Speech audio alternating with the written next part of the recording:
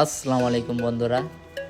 Office শেষ করে একটু রিফ্রেশমেন্টের দরকার হয়, তাই আজকে চলে যাচ্ছি মতিঝিল দিলকুশায় শুধু একটি জিনিসের জন্য, সেটি হচ্ছে রসমালাই।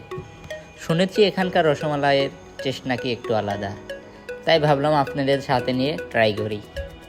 তাই হাঁটতে হাঁটতে রওনা দিয়ে দিলাম দিলকুশার দিকে। রসমালাইয়ের দোকানটি দিলকুশা সুন্দরবন কুরিয়ারের পাশে অবস্থিত। এখানে প্রতিনিয়ত অনেক লোকজনের আগমন ঘটে। দেখতে দেখতে চলে এলাম আমরা রসমালাইয়ের দোকানে। এখানে প্রতি প্লেট রসমালাইয়ের দাম মাত্র 30 টাকা। ইতিমধ্যে এই যে আমার হাতে চলে এসেছে রসমালাই। দেখতে কি দারুণ, তাই না? চলেন দেখি, ট্রাই করে দেখা যাক কেমন। ওয়াও, একদম সফট। আমার কাছে মনে হলো দাম অনুযায়ী খুবই বেস্ট। যাদের মিষ্টি খাওয়ার শখ আছে তাদের জন্য দিলকুশার রসমালাই একবার হলেও অবশ্যই ট্রাই করা উচিত।